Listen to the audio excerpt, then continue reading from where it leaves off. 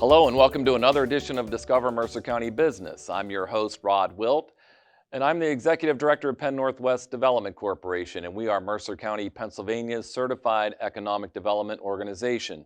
Our motto is, Make it in Mercer County, and our role is to create low-cost financing solutions for recruiting, retaining, and growing jobs and business opportunities in every corner of our county.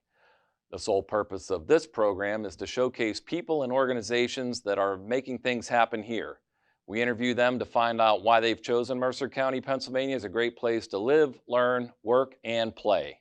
We are producing this show in conjunction with Teal College students, faculty, and staff, and we're coming to you from the state-of-the-art TV and radio studios in the James Pettis Communications Center on Teal's campus in Greenville. If you would like to connect with our improvement movement team to see how you can make it in Mercer County, please visit our website at penn-northwest.com or give us a call at 724-662-3705. You can also find us on YouTube by searching Penn Northwest Development Corp. or connect with us on LinkedIn and other social media platforms. We hope you enjoyed this edition of Discover Mercer County Business, and today we welcome to our program Kip Hoffman with the Community Counseling Center in Mercer County. Kip, welcome to the show. Hi, Rod. Thank you. Appreciate the opportunity to be here today. We really are thankful that you're here, Kip. And there's probably not anyone we've interviewed on this program that has such a long history with the county as you do. So take us back to how you came to the Community Counseling Center. Walk us through the history of Kip Hoffman in Mercer County. Well, first of all, I was born and raised here. So this has been my home, all but for a small stint in Pittsburgh. And then at that particular time, I got a call and there was an opportunity to move back, which was really kind of nice because we had just had our first child. No plans to come back. But the other thing about growing up in this area, of course, we had family. And although we didn't plan to come back, I have to say that the opportunity to have our kids grow up in this area, as well as to be able to have them to be able to access extended family, grandparents, aunts, uncles, cousins was great. Yeah, that's it was a lot of fun. So in coming back, worked for, at the time it was Greenville Hospital, and then transitioned to Horizon, and then to UPMC Horizon. And I was working there at the time, and got a call from an old friend of mine, a colleague, that said, "Hey, there's an opportunity at the time. It was a clinical director position for community counseling.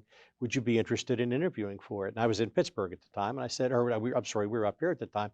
And I said, well, my heart really was in behavioral health and mental health and addiction services, which is basically been my career, for the most part. And I said, sure, I'd be happy to do that. I had the opportunity to interview and got the call, got the job offer, and took that. There was another opportunity at the time, which wasn't actually looking, but the opportunity was there, so took advantage of that opportunity. And I was just talking to a colleague the other day at work, and I said, I can't believe that I've been with community counseling for 20 years. It's like, I think that's probably the longest run I've had in my career at any one organization.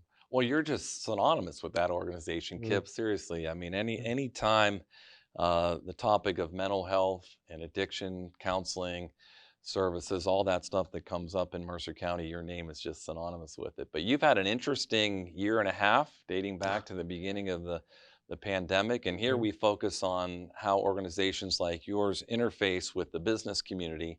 So talk about how the pandemic has impacted the community counseling centers.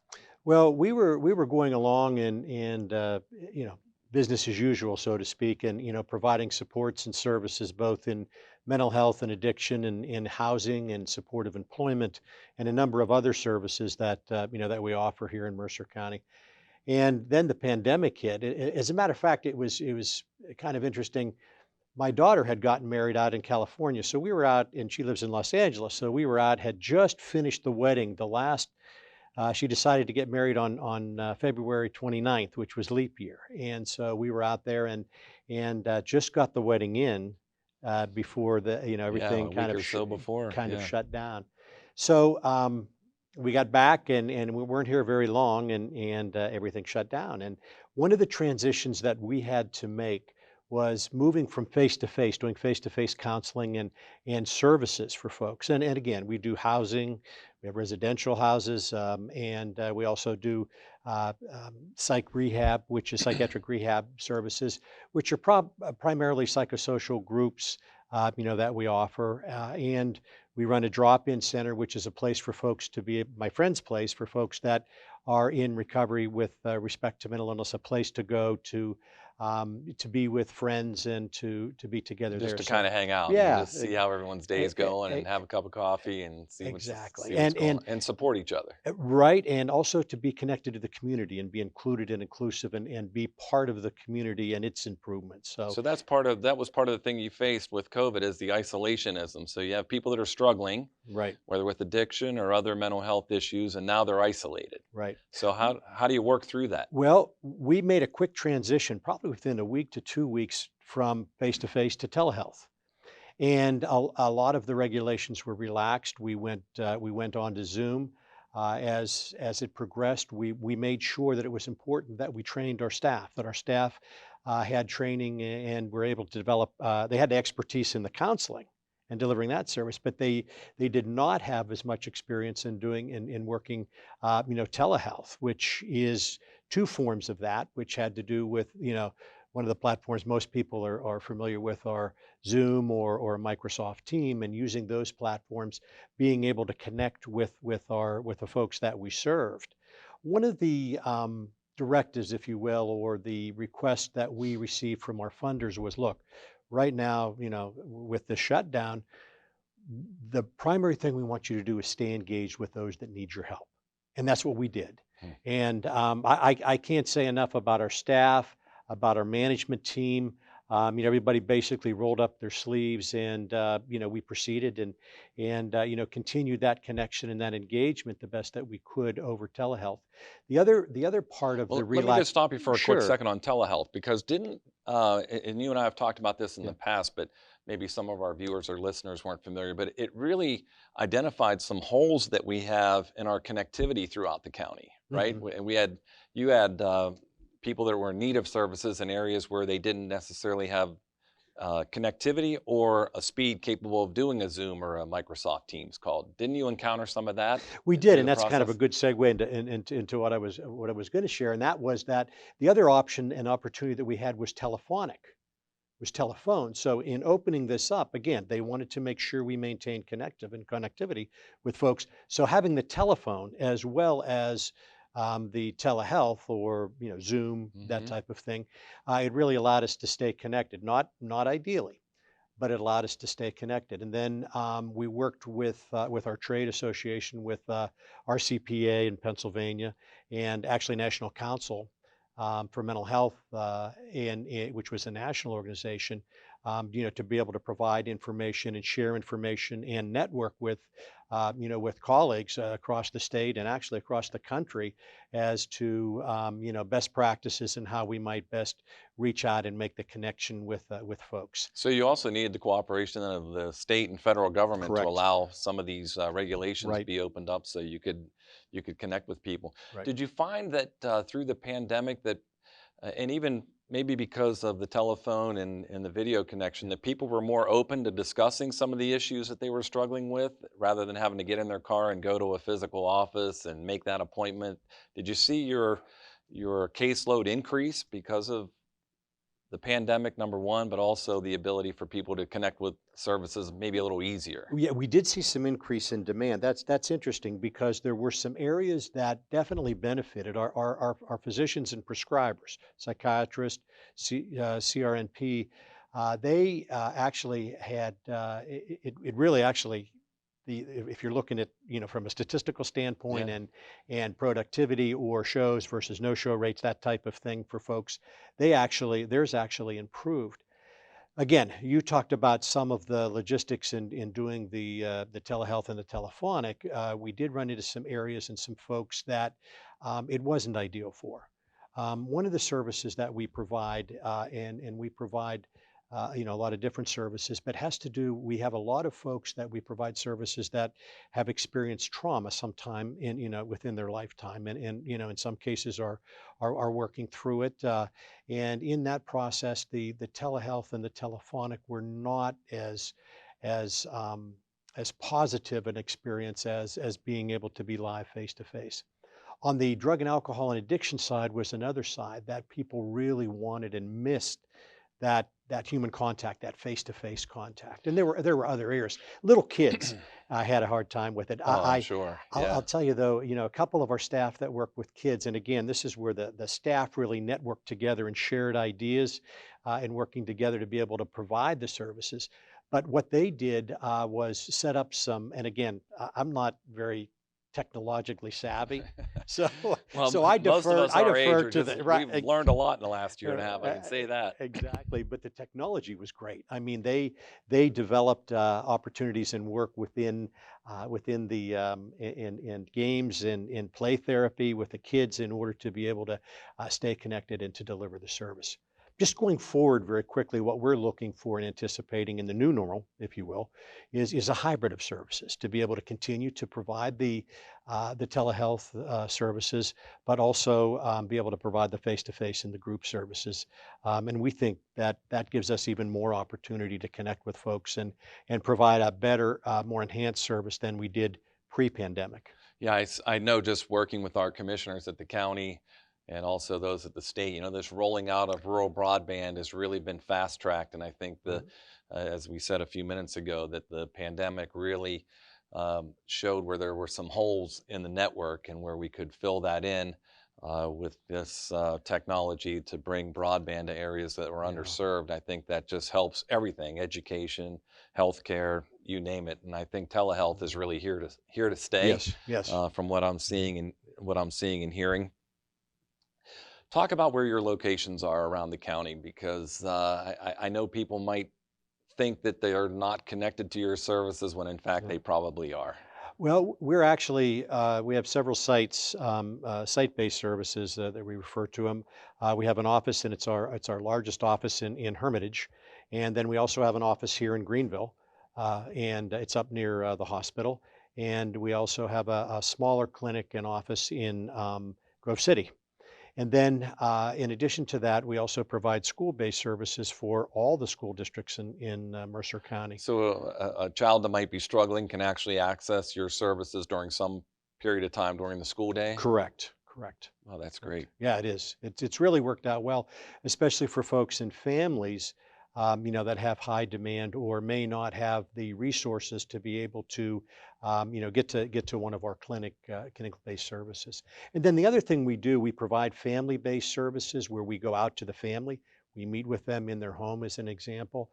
We do employment, supportive employment and supportive housing, where folks are going out and helping folks navigate the waters with respect to making sure that they have safe housing, making sure for those that are able to and are interested in employment. And practically everybody is interested in as part of their recovery in employment, looking for the opportunities for them to help them with their employment opportunities. And that's what I wanted to get to next, Okay. is really the connection between the community counseling centers and our employers and employees. And I think one of the things people may not realize is how that connection exists. And of course, we got to continue to educate our employers about all the Mhm. services that you provide. But we've heard a lot of stories about addiction rising, the increased use of alcohol during the pandemic. How have you seen that impact the workforce and our employers in the county? Well, I think as far as that goes, there has been an increase in terms of usage, and the issue that you brought up with alcohol is an interesting one because that's a little bit more of a slow burn, if you will, as opposed to the opioid, addiction and problem that was there, unfortunately, in full blown, and prior to the onset of the pandemic, that hasn't gone away and I just was going to has say, have has you seen gotten that? worse. Yeah, It's not subsiding. Is right, it stabilizing? And right. I hate to use that term, that we're at a stable part with or a stable place with opioid use, but has that also been ramping up over the last year and a half from what your counselors have seen? Yes, it has. And in terms of A lot more of what we're seeing is folks needing, detox and needing that rehab setting and facility to help. We do primarily outpatient services. We have an intensive outpatient drug and alcohol program along with the regular outpatient drug and alcohol program. And yeah, we have seen increases with that. And again, we partner with the Mercer County Behavioral Health Commission. The other provider in the county is Cadenzia, and we partner with them and work with them. And locally here in Greenville and in Sharon, there are two. We talked about the drop-in center for mental health earlier. Basically two drop-in centers and resource centers for folks in recovery from addiction. And Ben Zimmer here in Greenville in the Life Center does a wonderful job. And There's a where's s- that located? Where's that that's drop-in center? located on Sixth Avenue, Okay. and it's in a facility. Actually, if you're familiar with Greenville and you're turning off the Hadley Road onto Sixth Avenue, it's the first building on the right. It was previously a physician and office building, Oh, and that and was where they're the like the allergy center was. I Yeah, I think I so. I, Right. I Yeah, believe over by so. the Hempfield Fire Right, Hall. Okay, so that's one of them. right. And then another one in And the the other one is county. in the Roar Center, and that's in Hermitage, I believe, Hermitage or Sharon, right in on East State Street. Okay, got you. And again, they provide supports and resources and a lot of self-help programming. And again, supports,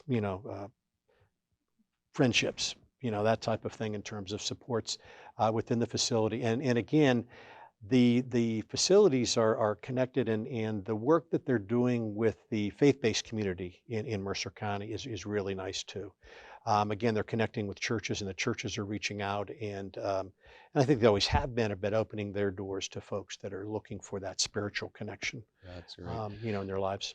When you are talking to a business about, your services, is your point of contact typically that human resources person or the owner directly? Because if you have a failed drug test or someone who's showing up on a work site intoxicated, they can refer that person perhaps to the community counseling center.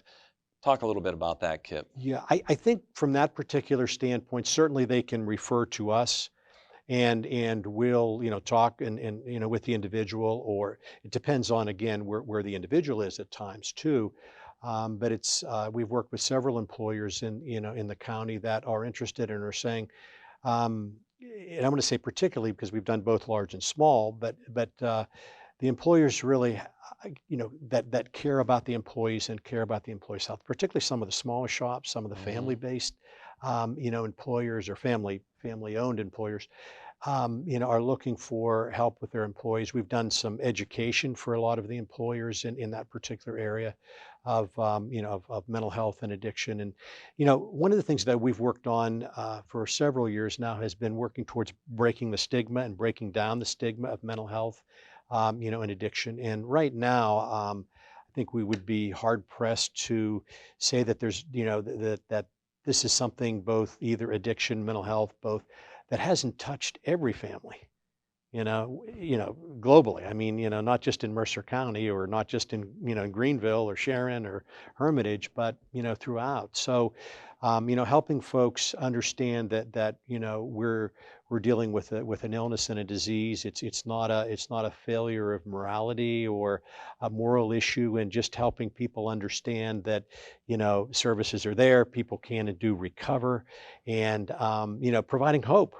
And sometimes, what I am particularly happy with in terms of some of our mission, the idea that, sometimes we hold hope for folks, until they are along and moving along in their recovery, and into a point where they're feeling like, I can start to see light at the end of the tunnel. I can start to see opportunities, or reconnect with my family, or reconnect with my employer. But the issue with employers is trying to provide the services, or if it's not us, it doesn't have to be us. It can be any resource out there that's available to the community. So another very important part is our networking, and being able to break down silos within our industry, within healthcare, as well as within other parts of with our community, so that we can really connect and work with our community partners to help be able to provide the resources for folks, and what they need.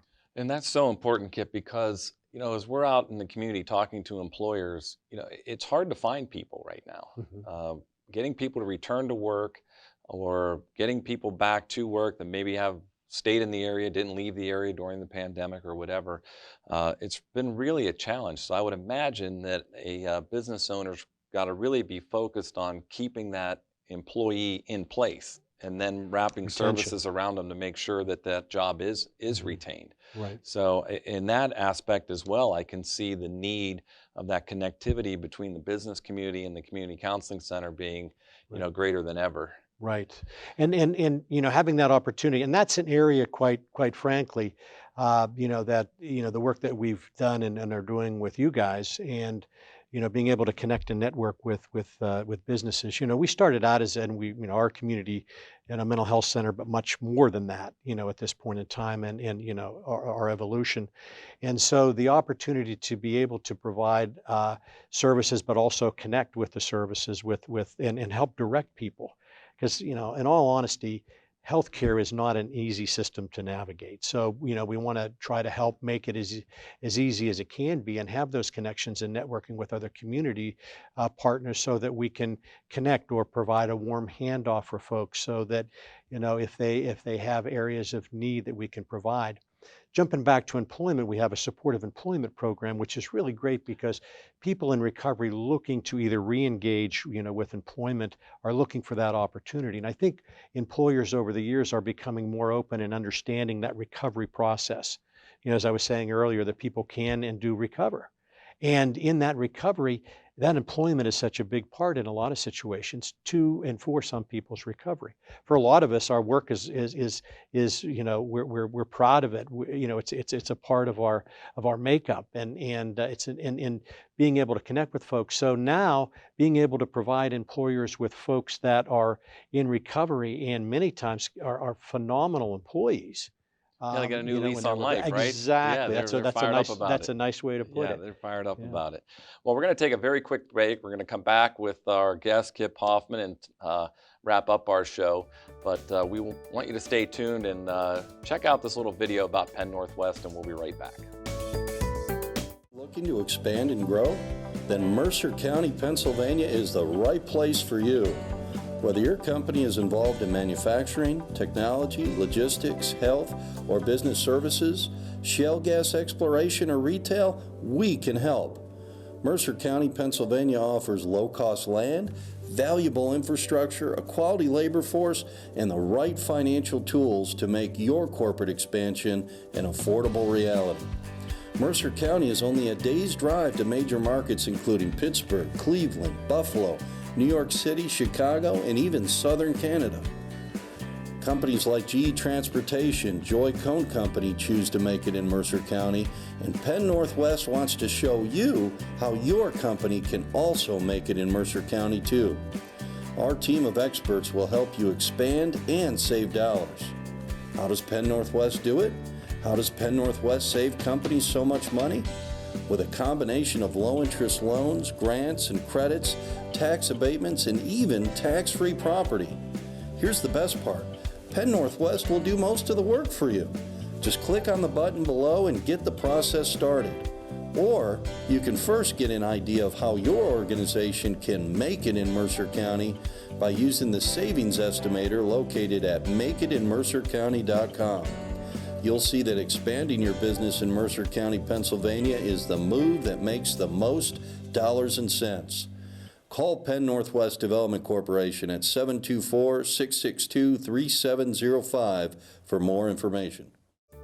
Okay, welcome back to this edition of Discover Mercer County Business. We're going to continue with our guest, Kip Hoffman from the Community Counseling Center.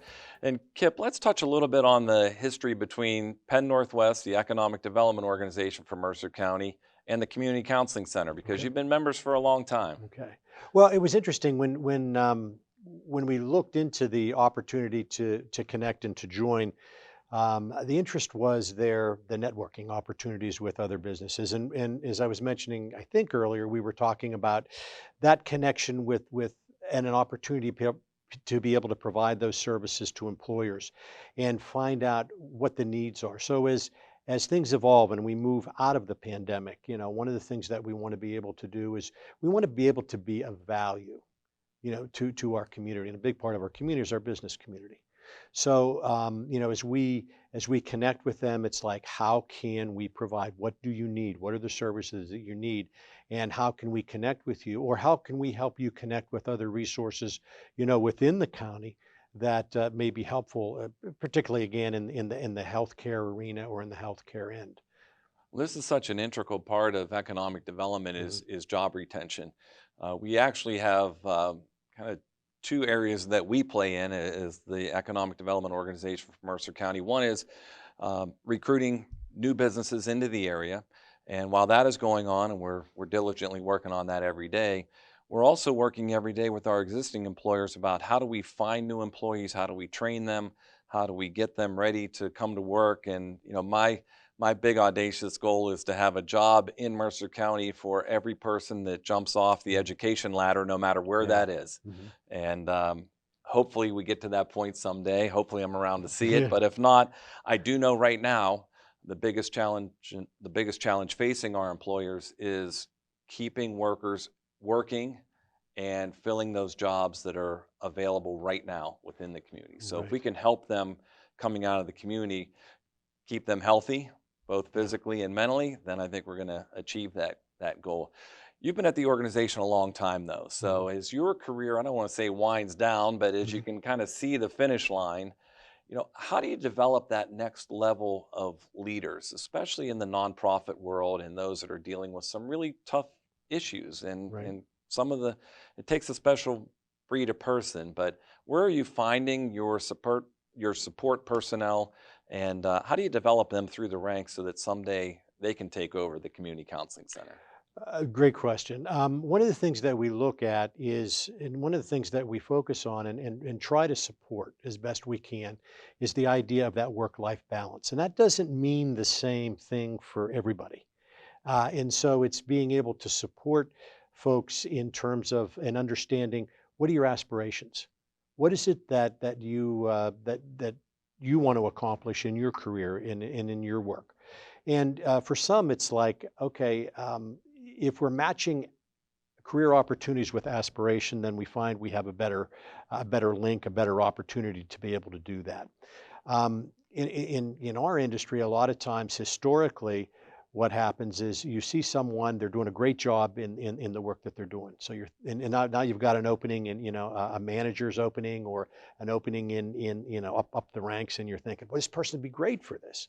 You know, and if you're not talking and listening, and that's one of the big things, listening to what your folks are saying, what Yeah. what they're telling you.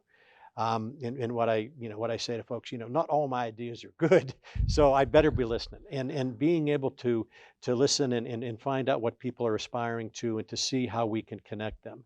Um, Lifelong learners, that's another thing that we're interested in. It's not like, I'm done with my education and therefore, just, put it on autopilot and, put in the next 40 years and then I'm done. It's like, it's continuous.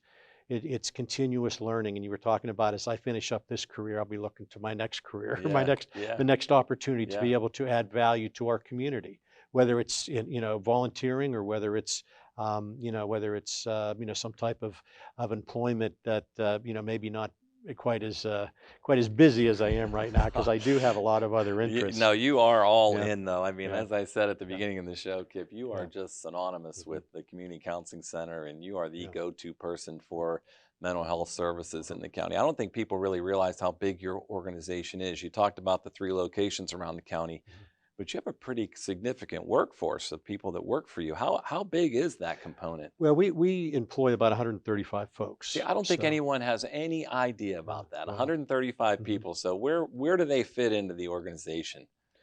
In terms of, well, obviously at All at the all, counseling yeah, level, obviously, and you've got well, support staff, but tell me all the right, different kind of areas segments, of, yeah, of the areas business. that you're Well, because there's folks out there that might be right. graduating with a undergraduate degree or a graduate degree that are really intrigued about coming back to the area and Mhm.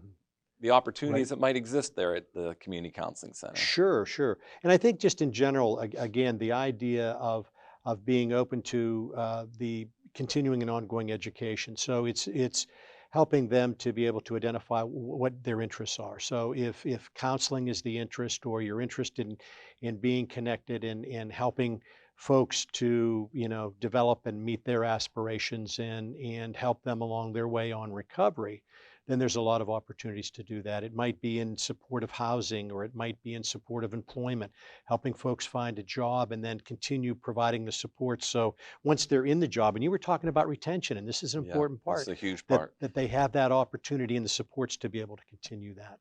And then the biggest thing is the, looking for folks that are self-starters and have some direction and idea what they want to accomplish, Well, and aren't afraid to work. well, Yeah. obviously that's the Yeah. biggest thing. I mean, that is really the Mhm. biggest thing. People that want to get up and show up. It's Mhm. 90% of life, right? Mhm.